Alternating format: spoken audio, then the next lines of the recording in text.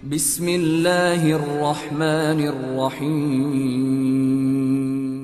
Kehebatan para ulama dalam sebuah perdebatan. Karena bagaimanapun Allah Subhanahu wa taala berfirman di dalam Al-Qur'anul Karim, "Ud'u ila sabili rabbika bil hikmati wal mau'izatil hasanati wajadilhum billati hiya ahsan." Ajaklah manusia ke jalan Rabbmu bil hikmah, dengan kebijaksanaan, dengan kelembutan, wal mau'izatil hasanah, dan dengan mau'izah, nasihat-nasihat yang baik, wajadilhum billati hiya ahsan, ataupun dengan cara berdebat, tentu perdebatan yang baik. Artinya pada dasarnya dalam berdakwah itu kita mengedepankan akhlak yang baik ataupun kelembutan. Karena Allah Subhanahu wa taala memerintahkan Nabi sallallahu alaihi wasallam, "Wa in kunta ghalidal qalbi lan faddu min hawli." Kalau engkau keras wahai Muhammad di dalam dakwahmu, tentu mereka akan lari dari dakwahmu. Artinya asal dakwah itu kelembutan. Karena bagaimanapun kelembutan itu akan menghiasi segalanya. Atau dengan cara mau'izah, nasihat-nasihat yang baik. Tapi terkadang dalam berdakwah itu juga perlu debat. Karena ada beberapa manusia yang tidak bisa dilembutkan hatinya dengan nasihat. Mungkin karena ada syubhat di kepalanya, sehingga terkadang perlu ada perdebatan. Dan itu yang dilakukan sejak zaman para sahabat dan juga para ulama salaf. Maka malam ini kita akan contohkan beberapa perdebatan dari zaman para sahabat Nabi SAW sampai kepada para ulama, generasi terbaik umat ini, tabi'in, tabi'ut tabi'in, dan ulama-ulama ahli sunnah wal jamaah lainnya. Ma'asyiral muslimin yang dimuliakan Allah Subhanahu wa taala, kita mulai dari zaman para sahabat. Di masa Utsman ibn Affan radhiyallahu anhu, di akhir-akhir kekhilafahannya, kita tahu bahwa banyak orang-orang yang kemudian terpengaruh dengan ajaran Sabaiyah, pengikut Abdullah ibn Saba, seorang Yahudi Yaman yang pura-pura masuk Islam tapi ingin menghancurkan Islam. Maka dialah orang yang pertama yang melakukan pemberontakan dalam Islam kepada penguasa yang sah. Ketika di musim haji, karena Utsman ini kan sudah tua, sudah renta, tidak mungkin juga haji bersama para sahabat dari Madinah ke Mekah. Rupanya datang orang-orang dari beberapa negeri, dari Mesir, dari Irak, dari Kufah, ribuan, dan dipimpin oleh tokoh-tokoh mereka. Mereka datang untuk menuntut Utsman ibn Affan radhiyallahu anhu. Datang mereka ke kota Madinah. Kemudian mereka hendak melepaskan baiat kepada Utsman dengan beberapa alasan. Lah ketika itu Ali radhiyallahu anhu adalah orang yang membela Utsman ibn Affan radhiyallahu anhu. Ketika mereka datang kepada Utsman ibn Affan radhiyallahu anhu, di situ ada Ali radhiyallahu anhu dan beberapa para sahabat. Kata Ali radhiyallahu anhu, "Kenapa kalian datang kemari?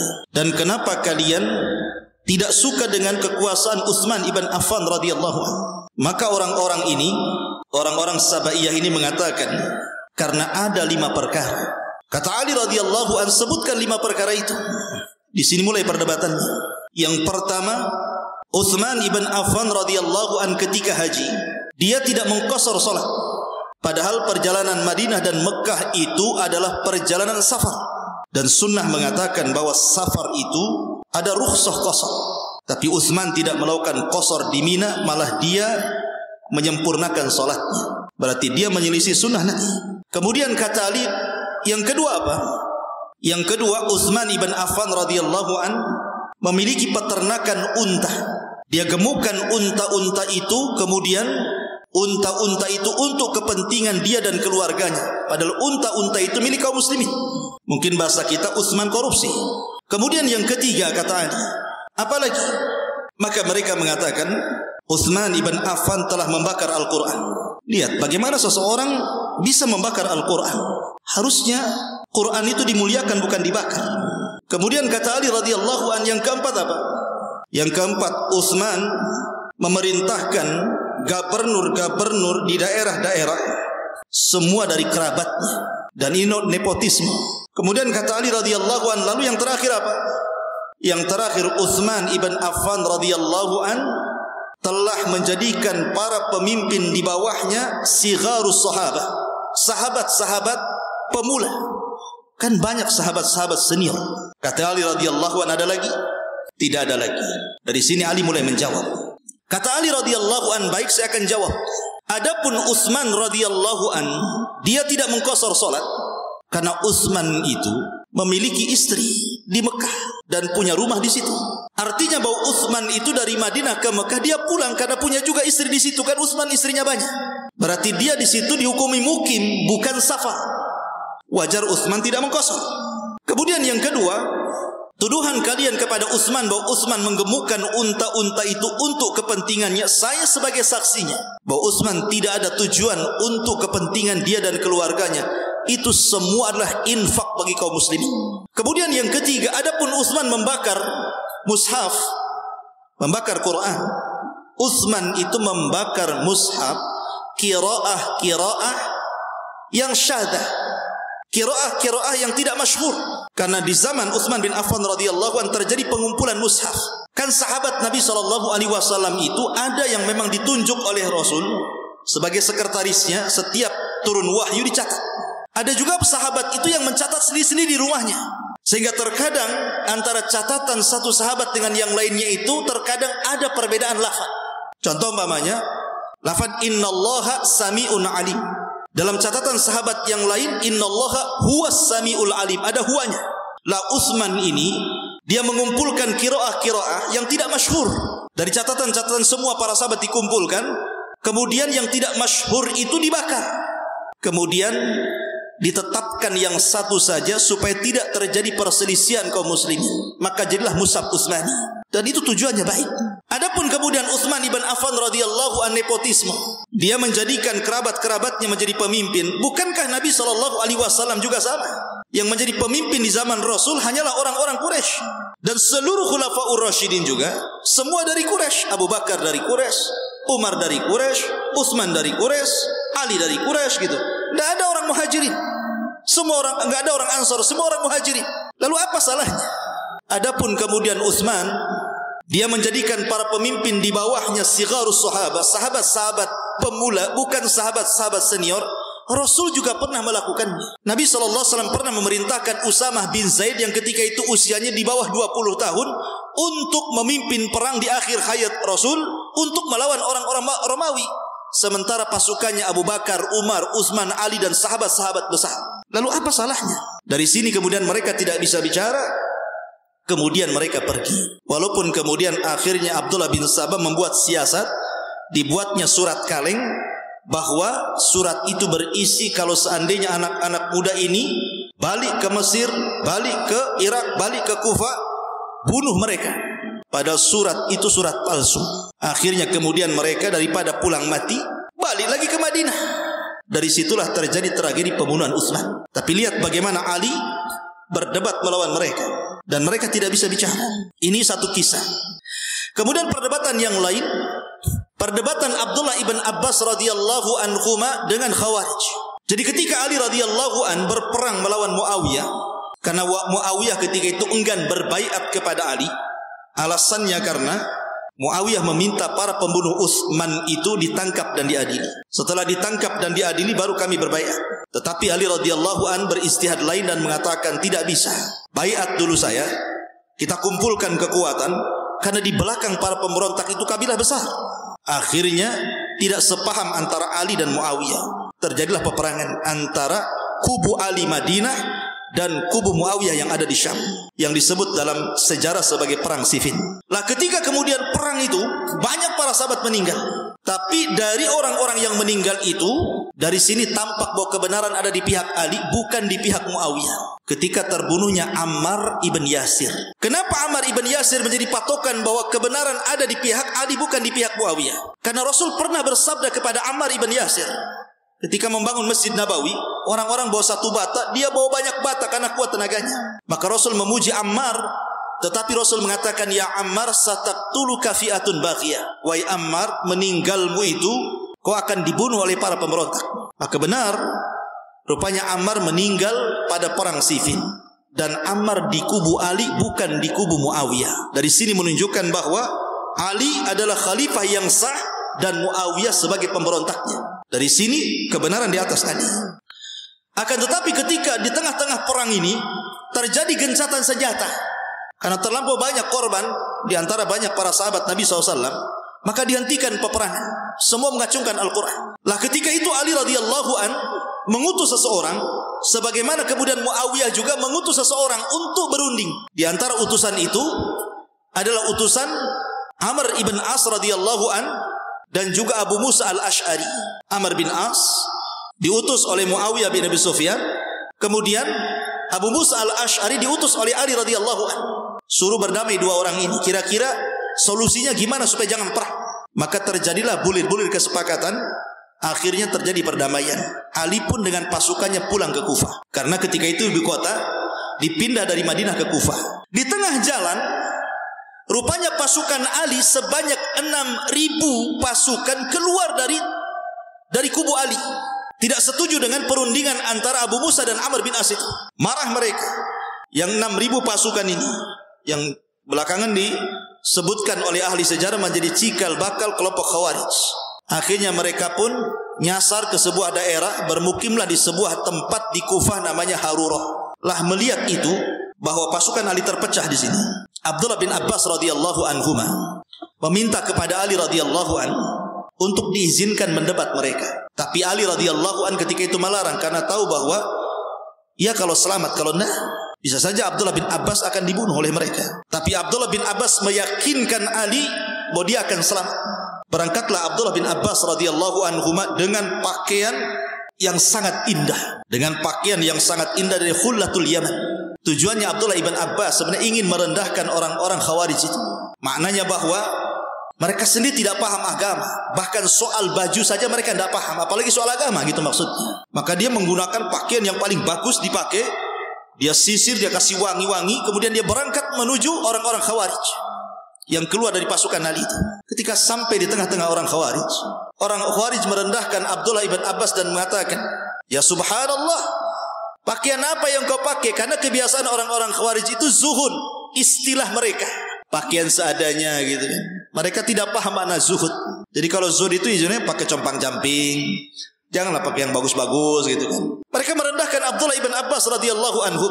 Maka Abdullah ibn Abbas radhiyallahu anhu mengatakan, "Apa salahnya dengan pakaian saya? Bukankah Nabi SAW pernah memakai pakaian yang jauh lebih indah dibandingkan saya?"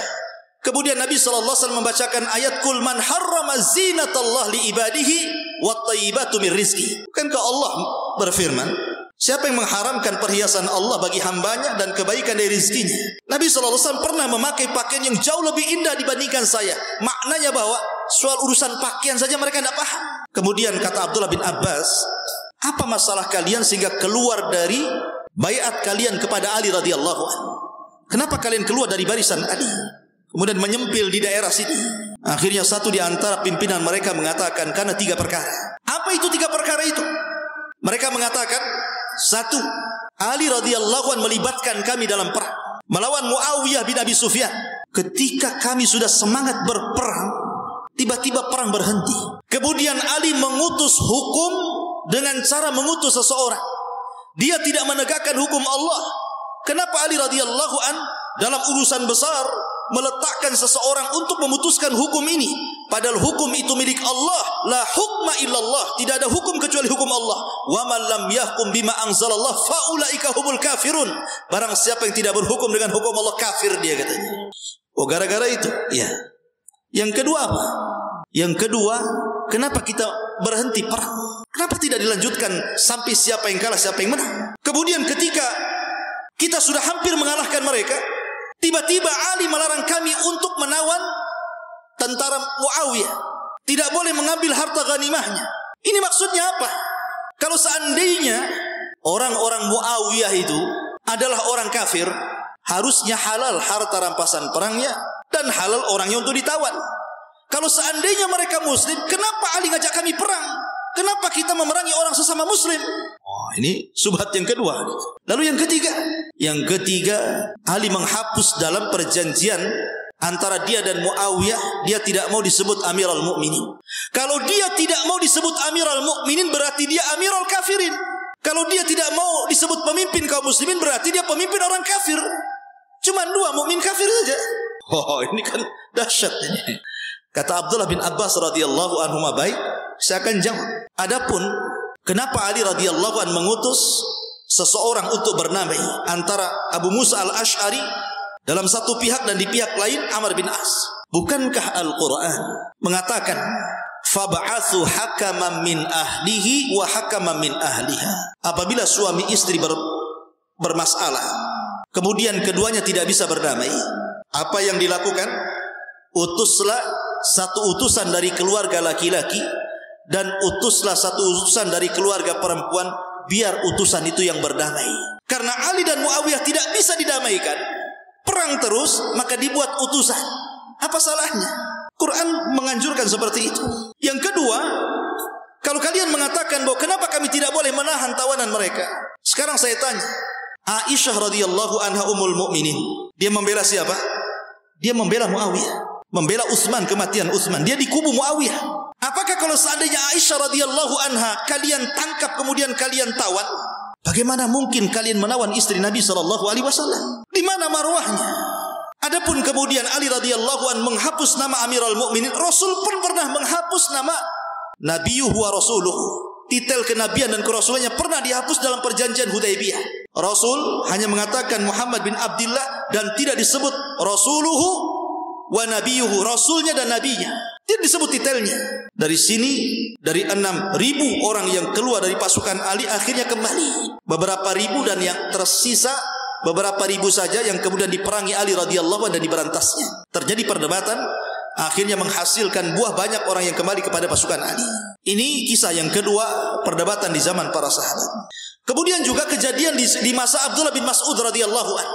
Ketika Abu Musa al-Ash'ari melihat di Masjid Quba ada beberapa orang yang melakukan halaqah zikir. Pimpinan mereka mengatakan tasbih 100 kali, maka mereka bertasbih 100 kali. Takbir 200 kali, maka mereka bertakbir 200 kali. Abu Musa datang kepada Abdullah bin Mas'ud dan mengatakan, "Ya Aba Abdurrahman," kunyahnya Abdullah bin Mas'ud, "saya melihat di Masjid Quba ada halaqah zikir yang tidak dicontohkan di zaman Nabi." Kata Abdullah bin Mas'ud, "Masa iya? Iya, kalau tidak percaya lihat." Berangkatlah Abdullah bin Mas'ud dengan Abu Musa al-Ash'ari ke Masjid Quba. Betul, di situ ada halaqah zikir banyak sekali yang tidak dilakukan di zaman Nabi. Maka Abdullah ibn Mas'ud berteriak kepada mereka, "Ada apa dengan kalian? Kalian melakukan hal-hal yang tidak dilakukan oleh Rasul dan oleh para sahabat Nabi." Karena ketika itu yang melakukan halaqah itu tidak ada satupun sahabat Nabi, semua para tabi'in. Maksudnya di bawah para sahabat. Maka Abdullah bin Mas'ud mengatakan, sebaiknya biji-biji kerikil yang kalian gunakan untuk menghitung zikir-zikir itu, gunakan untuk menghitung kesalahan kalian. Aku jamin kebaikan kalian tidak akan hilang. Maka mereka mengatakan, "Ya Aba Abdurrahman, ma aradna ilal khair." Wahai Aba Abdurrahman, Abdullah bin Mas'ud, kami melakukan seperti ini niatnya baik. Apa salahnya? Ini kan kebaikan. Baca takbir, tahlil, tahmid, ini kan kebaikan. Apa salahnya? Maka Abdullah bin Mas'ud radhiyallahu anhu mengatakan, "Kam lil muridil khairi la yusibah." Ingat ya, berapa banyak orang yang dalam hatinya menghendaki kebaikan tapi tidak diberikan ganjaran oleh Allah Subhanahu wa taala. Apakah kalian lebih berpetunjuk dibandingkan Rasul, ataukah kalian sengaja membuka pintu kesesatan? Akhirnya mereka bubar. Itu dibubarkan Abdullah ibn Mas'ud. Rupanya ketika terjadi perang Nahrawan antara Ali dan kubu Khawarij, orang-orang yang melakukan halaqah zikir yang ditegur Abdullah ibn Mas'ud itu mereka semua berada di belakang tentara Khawarij. Kata Al-Imam Al-Barbahari rahimahullahu ta'ala, lihat, terkadang kesesatan itu berawal dari yang kecil, kemudian membesar, akhirnya menjadi kufur. Ini di zaman para sahabat, banyak perdebatan di zaman para sahabat. Cuman kita akan, karena waktu juga, kita masuk pada perdebatan para ulama. Zaman para tabi'in, tabi'ut tabi'in, atba'ut tabi'in. Abu Hanifah, tabi'in berarti Abu Hanifah. Karena Abu Hanifah itu pernah melihat sahabat Nabi Anas bin Malik. Makanya para ulama memasukkan Abu Hanifah itu tabi'in, generasi kedua setelah sahabat, karena pernah melihat sahabat walaupun tidak meriwayatkan dari sahabat. Karena Anas bin Malik itu usianya panjang sampai 100 tahun. Anaknya banyak, Anas bin Malik itu, dan dia sahabat yang terakhir meninggal di Basrah. Lah, Suatu ketika Abu Hanifah ini masih kecil. Abu Hanifah itu masih kecil. Dia punya guru namanya Hammad. Hammad itu guru yang sangat mempengaruhi Abi Hanifah. Abu Hanifah ini suatu ketika bermimpi. Mimpinya aneh. Dalam mimpinya itu dia melihat ada pohon besar sekali, rindang. Tiba-tiba ada babi. Babi ini jalan menuju pohon itu, kemudian bernaung di bawah pohon itu babi itu. Ketika lagi enak-enak dia duduk di bawah pohon itu babi itu, tiba-tiba ada dahan jatuh, ranting patah, kemudian jatuh, kena pula kepala babi itu. Babi ini langsung lari kaget. Tapi selang beberapa waktu babi ini datang lagi, kemudian duduk lagi di bawah pohon itu. Aneh mimpinya. Abu Hanifah ingin bertanya kepada gurunya Hammad tentang takwil mimpi ini. Datanglah Abu Hanifah. Dia murid yang paling kecil. Hammad masih kecil usianya. Wahai Imam Hammad, aku bermimpi seperti ini. Tapi ketika itu Hammad tidak mengomentari mimpinya Abu Hanifah. Justru Hammad itu kayaknya ada sesuatu dalam pikirannya itu. Kayak orang bingung. Sehingga Abu Hanifah bertanya, ya Imam, ada apa dengan kamu? Saya ini bertanya soal takwil mimpi. Kata Hammad, ya Abu Hanifah, aku lagi bingung. Kenapa? Datang utusan kepadaku bahwa ada undangan debat dari Rais Zanadiqah, pimpinan zindik. Zindik itu maksudnya orang-orang munafik. Mengajak debat para ulama di daerah kita ini, dan aku yang disuruh untuk menghadapinya oleh Amirul Baldah, oleh gubernur daerah itu. Aku pula mewakili semua para ulama, kata Hammad. Sementara aku bingung, yang diperdebatkan ini soal ketuhanan. Bagaimana mungkin aku akan berdebat dengan orang-orang zindik soal ketuhanan, sesuatu yang tidak bisa dilihat. Ini kalau aku berdebat akan memfitnah manusia. Kata Abu Hanifah, Allahu Akbar. Aku baru paham takwil mimpiku, wahai Imam, katanya. Aku baru paham takwil mimpiku. Padahal Imam Hammad tidak menjelaskan takwilnya. Kata Abu Hanifah, subhanallah, aku baru paham takwilnya, kata. Ada apa dengan anda, wahai Abu Hanifah, kata Hammad. Boleh jadi takwilnya begini, wahai Imam. Pohon yang besar itu adalah syajaratul ilmi, pohon ilmu, dan itu engkau. Adapun babi yang datang kemudian di bawah pohon itu, itulah zindik yang mau datang tuh, katanya. Itulah zindik yang mau datang itu. Adapun ranting yang jatuh itu kemudian kena kepala si babi itu aku tuh. Aku yang akan mengusirnya, katanya. Adapun babi itu kemudian pergi dan datang lagi, dia sudah bertobat karena sudah kupentung itu kepalanya, katanya kan. Hammad ketawa saja, subhanallah, katanya Abu Hanifah. Baru tahu aku takwil mimpinya, katanya. Kalau begitu ya Imam, tugaskan aku yang mendebat mereka. Biar aku saja yang mendebat mereka. Kalau aku kalah, kata Abu Hanifah, wajar, aku anak kecil. Anak kecil kalah debat wajar. Tapi kalau aku menang, aku akan katakan saya tilmidh Hammad, saya muridnya Hammad. Kau akan bangga denganku, katanya. Kata Hammad, ya sudah, pergi kau sana, katanya. Berangkat Abu Hanifah ini. Ini orang-orang sudah kumpul nih. Sudah kumpul. Orang-orang zindik ini sudah kumpul. Kemudian gubernur sudah menyaksikan dalam perdebatan itu. Ditunggu-tunggu Hammad itu datang-datang. Yang datang pula anak kecil, Abu Hanifah. Ya. Kata Ra'su Zanadiqah ini, kepala zindik ini mengatakan, Aina Hammad? Di mana Hammad? Kata Abu Hanifah, Imam Hammad tidak datang dan dia mengutus aku. Kata mereka, saya tidak mungkin melayani anak kecil. Saya ingin melayani Ra'sul Ulama, pemimpin para ulama di sini. Kata Abu Hanifah, saya katakan, guruku Hammad mengatakan bahwa perdebatan ini bukan perdebatan besar. Perdebatan ini perdebatan kecil. Dan saya murid yang paling kecil, makanya dia mengutus yang paling kecil. Lihat, Abu Hanifah itu. Ya. Ini perdebatan kecil, tidak mungkin guruku yang menghadapi. Karena ini perdebatan kecil, makanya dia mengutus murid yang paling kecil, dan akulah yang paling kecil dari murid. Sudah, jangan banyak bicara. Kira-kira apa yang mendebatkan dengan saya? Beraninya Abu Hanifah, masih kecil dia. Baik, katanya orang zindik ini, saya akan tanya kepadamu banyak soalan. Silahkan tanyakan saja. Pertama, kata, kapan Tuhanmu dilahirkan? Sejak kapan Tuhanmu dilahirkan? Apakah Tuhanmu itu ujug-ujug ada bahasa kitanya, ataukah dilahirkan? Kata Abu Hanifah, lam yalid walam yulad. Tuhan itu tidak dilahirkan dan tidak melahirkan. Kalau Tuhan itu dilahirkan atau melahirkan, tentu dia punya orang tua. Dan dia tidak punya orang tua. Oh gitu ya. Saya tanya lagi. Kalau memang Tuhanmu tidak dilahirkan, sejak kapan adanya Tuhanmu itu? Kapan waktunya? Maka kata Abu Hanifah, Tuhanku dan Tuhan kalian itu sudah ada sejak belum ada waktu, belum ada tempat, belum ada apapun di alam semesta ini, dia sudah ada. Saya akan tanya balik, kata Abu Hanifah, berapa angka sebelum 3? Mereka mengatakan 2. Berapa angka sebelum 2? Mereka mengatakan 1. Berapa angka sebelum 1? Enggak ada, katanya kan. Kata Abu Hanifah, kalau angka saja sebelum 1 tidak ada apa-apa, maka sama juga dengan Allah. Ketika Allah itu ada, maka sebelumnya tidak ada apa-apa. Tidak ada waktu, tidak ada tempat, tidak ada apapun. Dia satu-satunya. Kalau terjadi kepada angka, kenapa tidak terjadi kepada Allah Azza wa Jalla? Mereka terdiam. Kemudian mereka mengatakan, ya Abu Hanifah, kalau begitu kemana Tuhanmu mengarah? Kalau seandainya Tuhanmu mengarah ke barat, kemudian orang-orang barat bermaksiat, akhirnya mengarah lagi ke timur, rupanya orang-orang timur bermaksiat, kemudian mengarah lagi ke selatan, rupanya orang selatan bermaksiat, dan begitu seterusnya. Sebenarnya Tuhanmu itu ngarah kemana? Ke barat kah? Ke timur kah? Atau kemana? Kata Abu Hanifah, gini saja, kamu lihat lampu ini, lampu yang menerangi di sini. Ketika kita nyalakan lampu di sebuah ruangan, kemana arah cahaya lampu itu? Apakah arah cahaya lampu itu ke satu titik, ke barat saja, atau ke utara saja, atau ke timur saja, atau ke selatan saja? Maka mereka mengatakan, ya cahayanya ke semua arah, katanya. Kalau itu terjadi pada lampu, bahwa cahayanya bisa mengarah ke semua arah, maka Allah Tuhanku dan Tuhan kalian tentu lebih hebat dibandingkan lampu. Dia tidak mengarah ke satu titik, tapi semua mengarah ke satu alam semesta ini.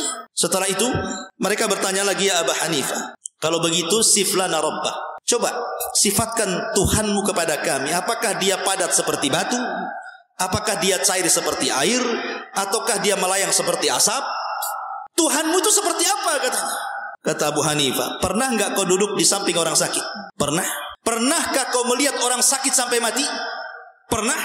Oh, kau lihat orang itu mati? Iya, kami melihat dia mati. Kamu melihat kematiannya? Kami melihat kematiannya.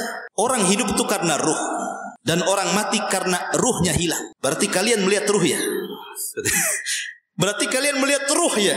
Ketika melayang dari tubuh orang, kalian melihat ruh ya, katanya. Ya, tidak melihat ruh lah ya Abu Hanifah. Seandainya kalian bisa mensifatkan ruh kepada saya akan sifatkan Tuhan saya kepada kalian, katanya. Jadi dibalik sama dia. Artinya ketika kalian tidak sanggup mensifatkan ruh, bagaimana saya mensifatkan Tuhan? Ruh itu bagian daripada makhluknya. Akhirnya mereka terdiam. Sampai akhirnya mereka bertanya lagi soal penduduk surga. Ya Abu Hanifah, saya dengar bahwa penduduk surga itu kerjanya makan minum, tapi tidak buang hajat. Kok bisa, katanya? Kan gitu ya. Makan aja, minum saja, lalu isi perutnya kemana dibuang? Kata Abu Hanifah, begini saja, saya, kalian atau semua orang pernah hidup di dalam perut ibu kita kan 9 bulan. Dan bayi dalam kandungan ibu itu tidak mungkin tidak ada asupan makanan dan minuman. Pasti ada asupan makanan, pasti ada asupan minuman. Lalu kemana bayi itu beraknya? Apa ada toilet dalam perut ibu kalian? Ada toilet dalam perut ibu kalian gitu kan? Kan tidak ada. Itu terjadi kepada kita di dunia, apalagi di akhirat, di sorga. Allah ala kulli syai'in qadir. Allah segala sesuatu mampu. Kenapa kalian bertanya soal itu? Kemudian ya Abu Hanifah, baik, saya dengar di sorga itu kenikmatan bertambah. Kalau orang itu di sorga itu makin hari makin ganteng, makin hari makin cantik gitu kan. Mereka mengkiaskan dengan urusan dunia. Orang kan kalau makin berumur makin jelek kan begitu. Makin banyak makan makin gemuk kan gitu ya. Kok di sorga kan bertambah terus nikmatnya. Bagaimana ini Abu Hanifah? Kata Abu Hanifah, saya akan contohkan di dunia dengan ilmu. Ilmu ini kalau diajarkan seperti saya seperti ini nih, mengajarkan ilmu sama antum, maka pengetahuan saya bertambah dan bertambah. Setiap saya mengajar ilmu pasti bertambah. Tidak mungkin bertambah. Pasti bertambah, ada pengetahuan baru kalau saya ajarkan itu. Tapi kalau saya tidak ajarkan ilmu ini pasti berkurang. Lupa segalanya. Di dunia terjadi bahwa sesuatu yang tidak bisa dilihat bisa bertambah. Ilmu kan tidak bisa dilihat kan gitu ya. Karena itu pengetahuan. Tapi bisa bertambah. Apalagi di surga. Dari sini mereka mengatakan, ya sudah, saya ingin bertanya, ini pertanyaan pamungkas ini. 3 soalan. Kalau engkau bisa menjawab, wahai Abu Hanifah, kami beriman, kami akan tobat, mengikuti agamamu. Tapi kalau tidak, berarti engkau kalah dalam debat. Kata Abu Hanifah, ya sudah.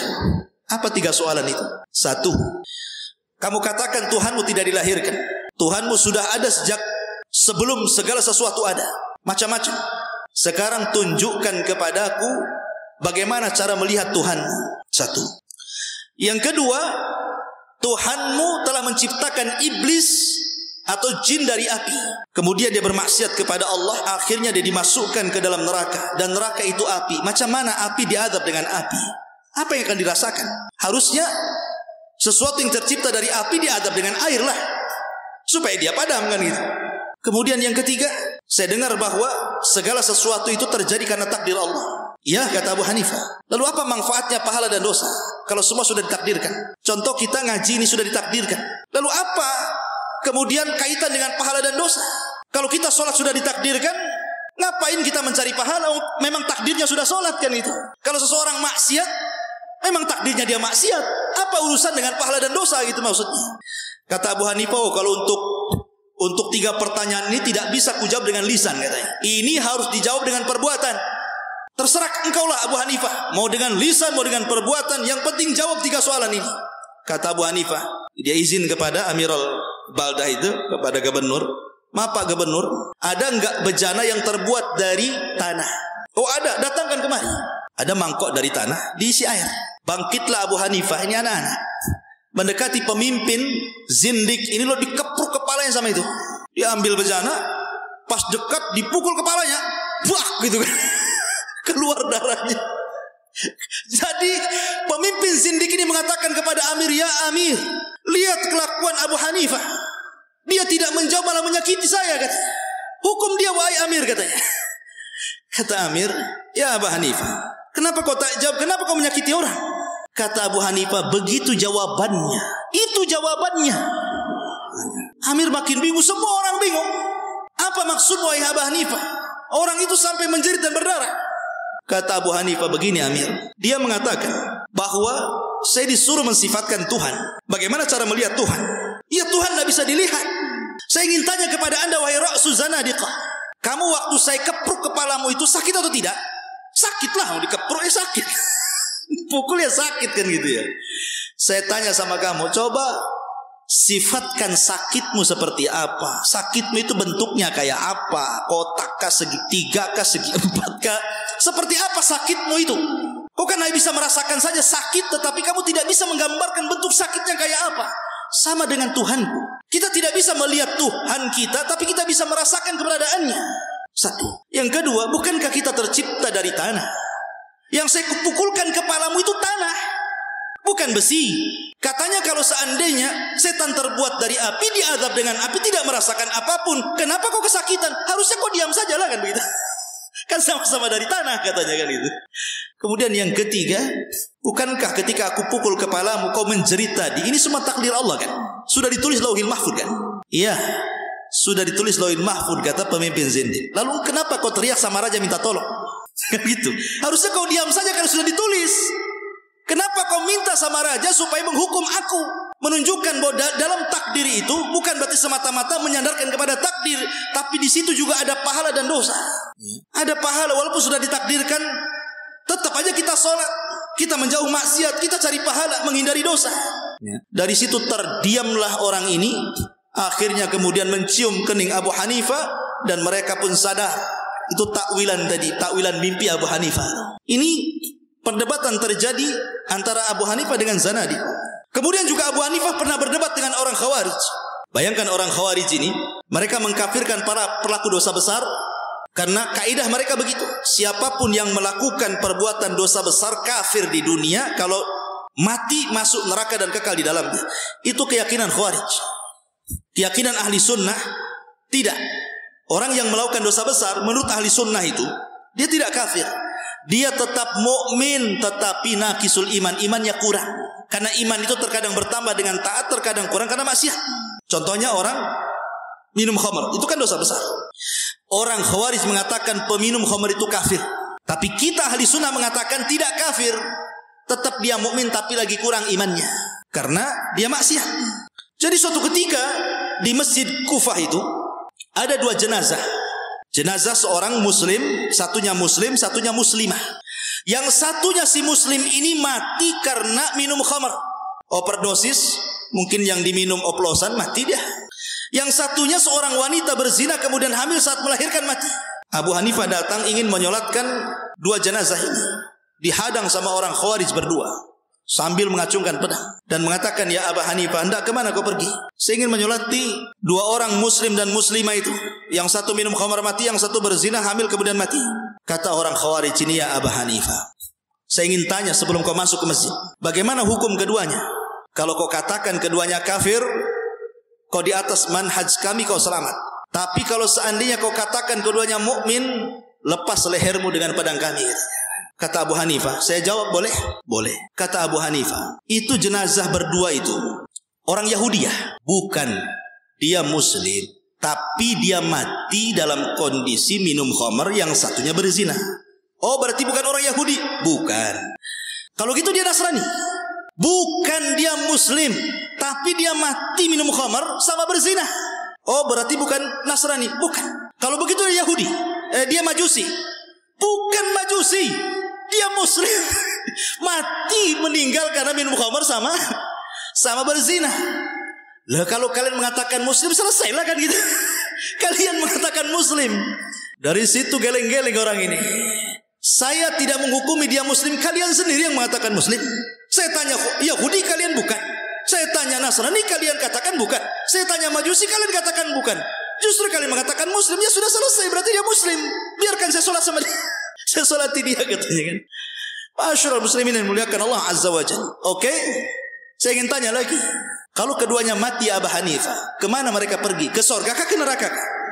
Maka Abu Hanifah mengatakan, saya tidak bisa mengatakan surga atau neraka, tapi saya ingat perkataan Isa bin Maryam atau Musa ibn Imran mengatakan, in tu'adzibhum fa innahu ibadu wa in taghfir lahum fa innaka antal azizul hakim. Kalau engkau mengazab mereka, itu hambamu ya Rabb. Tapi kalau engkau mengampuni mereka, maka memang engkau adalah zat yang maha pengampun lagi bijaksana. Itu urusan Allah.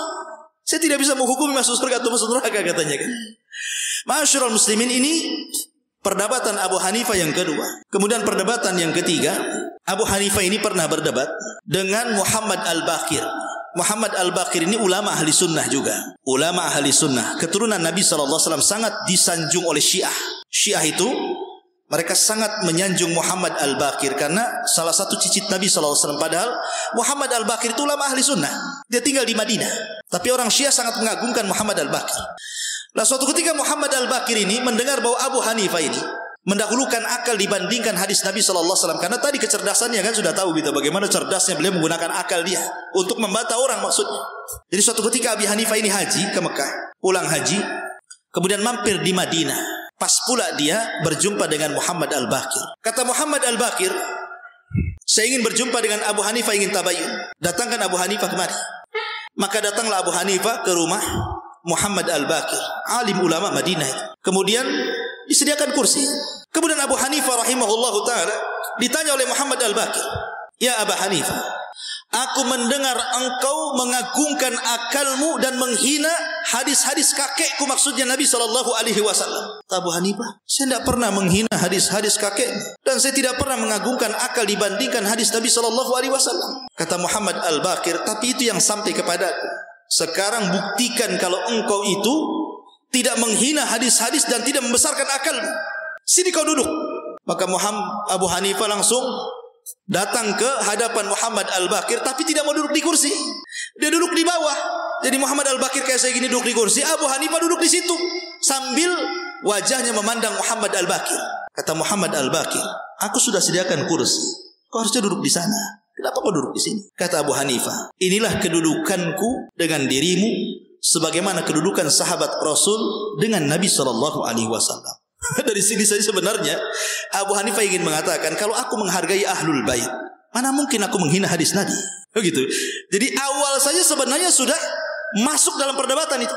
Kemudian kata Muhammad Al-Baqir, sekarang buktikan kalau kamu tidak menggunakan akalmu untuk melawan hadis-hadis Nabi SAW, hadis-hadis kakekku, katanya. Kata Abu Hanifah, saya ingin bertanya 4 soalan. 1, di zaman kakekmu Nabi SAW, mana lebih kuat, laki-laki ataukah perempuan? Kata Muhammad Al-Baqir, ya laki-laki lebih kuat lah, masa perempuan? Ya karena laki-laki lebih kuat tenaganya, lebih kuat akalnya. Kalau memang laki-laki lebih kuat dibandingkan perempuan, saya ingin tanya lagi, kata Abu Hanifah, dalam pembagian waris, mana yang lebih banyak? Laki-laki kah yang kuat ataukah perempuan yang lemah? Kata Muhammad Al-Baqir, perempuan separuh laki-laki. Kalau saya pakai logika, wahai Muhammad Al-Baqir, harusnya laki-laki separuh, perempuan satu. Dia kan lemah, dia tidak bisa mencari, sementara ini laki-laki bisa mencari. Tetapi karena ketentuannya seperti itu, saya tidak bisa mengatakan apapun. Yang kedua, membasuh, mengusap sepatu khuf ini. Mana yang kotor? Ini sepatu nih. Mana yang kotor, yang bawah atau yang atas?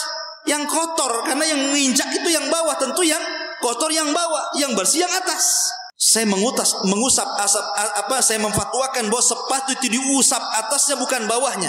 Kalau saya pakai akal, saya akan suruh manusia mengusap bawahnya, bukan mengusap atasnya. Tapi karena itu ketentuannya, memang begitu, itu yang diusap bukan bawahnya. Kemudian yang ketiga, wanita haid. Kalau wanita haid itu kan meninggalkan sholat, meninggalkan puasa. Mana yang lebih utama, sholat ataukah puasa? Sholat dibandingkan puasa. Tetapi kenapa yang diperintah mengqadha justru puasa, sholat tidak diperintah qadha? Harusnya sholat yang diqadha, puasa tidak, karena sholat lebih hebat dibandingkan puasa. Tapi karena memang nasnya seperti itu, ya mau diapakan? Dan yang terakhir, mani dan kencing. Mana yang lebih najis? Kencing apakah mani? Kencing najis, mani tidak najis. Makanya Rasul pernah sholat, di sarungnya ada maninya. Tapi kenapa orang kencing ketika dia sudah berwudu, cuman membatalkan wudu, kemudian wudu lagi selesai. Tapi orang keluar mani tidak bisa berwudu, harus mandi dia. Secara akal, harusnya yang mandi itu yang najis, yang tidak mandi itu yang tidak najis. Tapi karena memang itu nasnya, mau diapakan lagi? Dari sini Muhammad Al-Baqir baru tahu bahwa tujuan Abu Hanifah bukan itu. Menjadi akal yang digunakan Abu Hanifah itu memperkuat dalil, bukan melemahkan dalil. Ini perdebatan Abu Hanifah di zaman tabi'in. Taib. Kemudian kita beralih kepada perdebatan ulama yang lainnya. Di zaman itu ada orang namanya Muhammad Al-Baqillani. Muhammad Al-Baqillani. Memang secara akidah dia mutakallimin ahli kalam. Tapi kita tidak membahas akidahnya, kita membahas perdebatannya. Karena walaupun dia ahli kalam, Syekhul Islam Ibn Taimiyah selalu menukilkan perkataannya. Salah satunya adalah Muhammad Al-Baqillani itu kan anak muda paling cerdas di zamannya. Dia pernah mendebat Raja Romawi, sehingga terkenal namanya Muhammad Al-Baqillani. Jadi suatu ketika Muhammad Al-Baqillani ini berjumpa dengan orang Nasrani sebelum berdebat dengan Raja Romawi.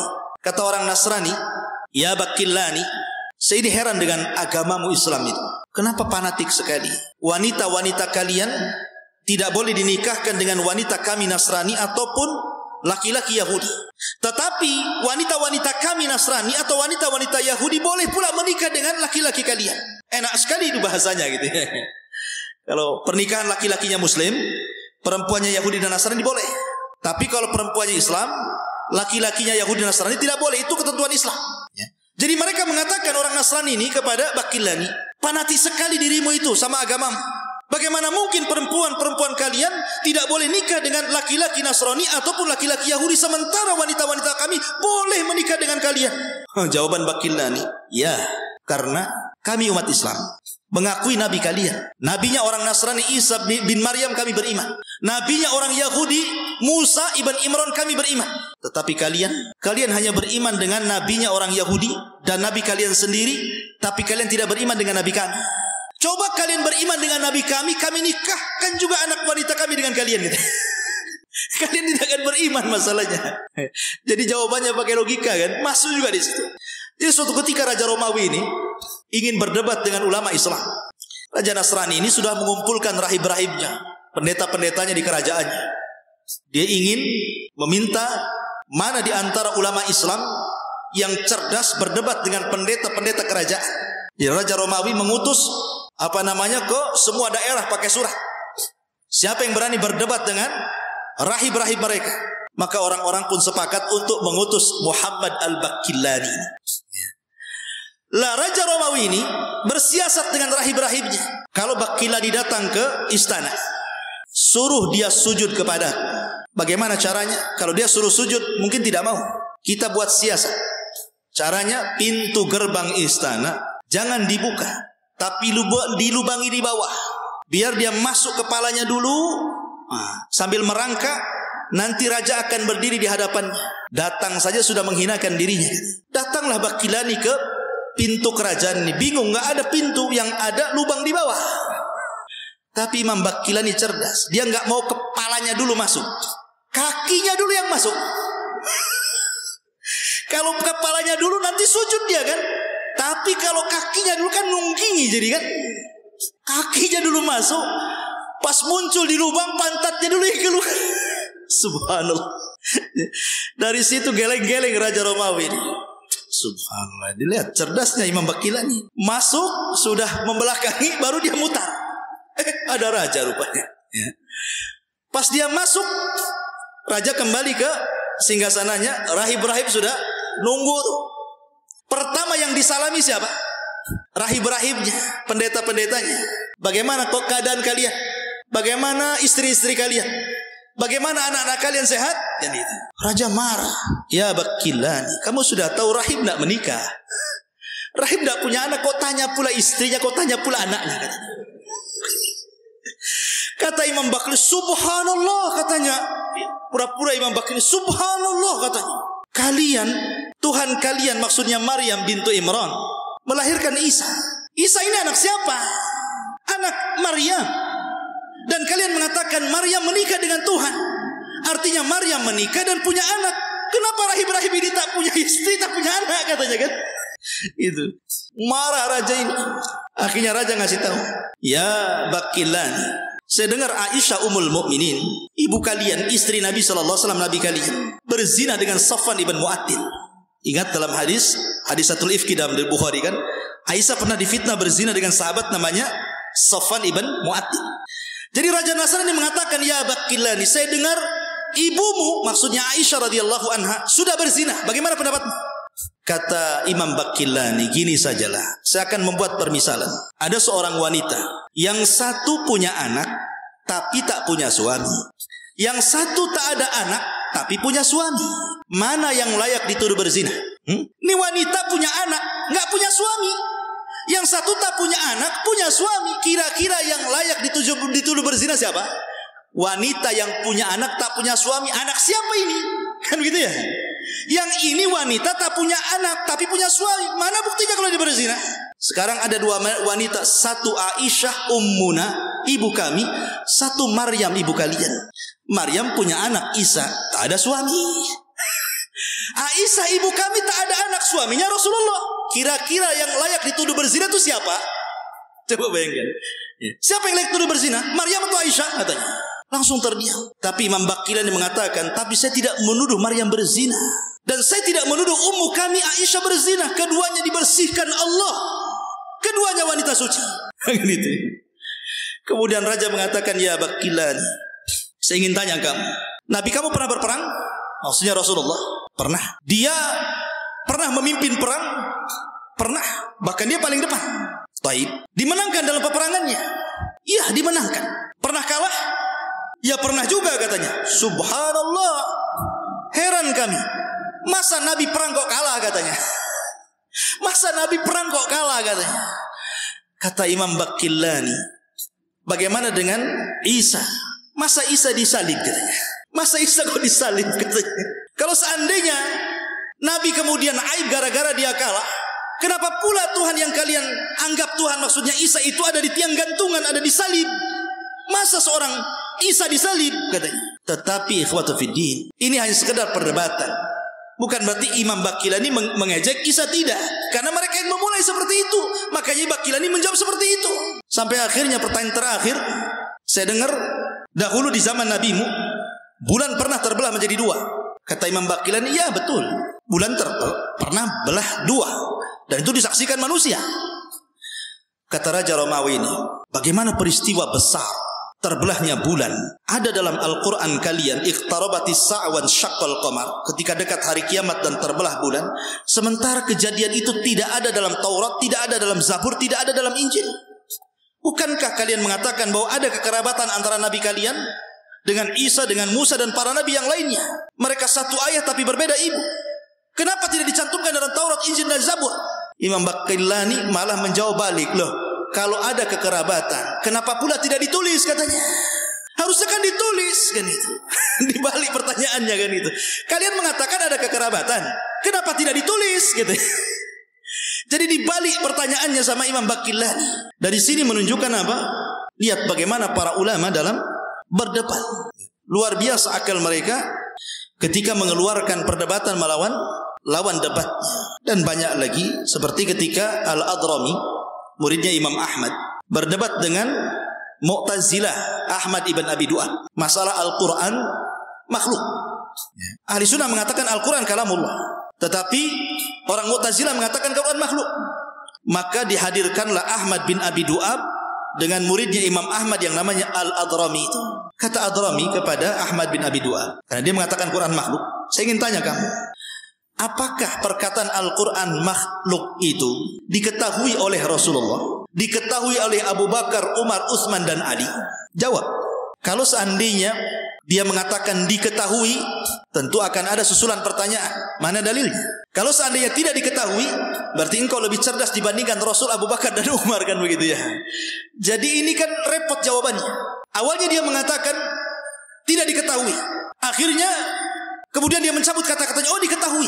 Oh baik, kalau diketahui, dari mana kau mengetahui bahwa itu dikatakan Rasul, dikatakan para sahabat, dikatakan Abu Bakar, Umar dan Utsman? Karena itu konsekuensinya masalahnya. Dari mana kau tahu? Kemudian pertanyaannya, kata Al-Adrami, apakah sulit bagi Nabi SAW dan para sahabatnya mengatakan bahwa Al-Quran itu bukan makhluk kalamullah, ataukah sulit bagi mereka? Apakah sulit bagi Rasul dan para sahabat mengatakan Al-Quran makhluk, ataukah tidak sulit bagi mereka? Maka Imam Al-Adrami memaksa untuk supaya dijawab oleh Ahmad bin Abi Du'ad. Kata Ahmad bin Abi Du'ad, ya tidak sulit bagi Rasul mengatakan Al-Quran makhluk. Baik, kalau tidak sulit, sekarang mana dalilnya? Mana hadisnya kalau Rasul mengatakan seperti itu? Mana kalau Rasul mendakwahkan Al-Quran itu makhluk? Kalau kau katakan, oh sulit bagi Rasulullah, apa yang sulit bagi Rasulullah? Kenapa kalian jadi mudah bagi kalian? Harusnya kalau Rasul tidak mengatakan, jangan pula kau katakan, begitu maksud. Dan begitulah perdebatan para ulama ikhwatu fiddin, luar biasa. Jadi banyak ada perdebatan Imam Ahmad melawan Mu'tazilah, Imam Syafi'i melawan mulhidin, gitu kan, orang-orang mulhid. Itu banyak sekali, dan kalau dikaji itu menarik sekali. Cuman waktu sudah jam 9 dan kita batasi sampai jam 9 saja.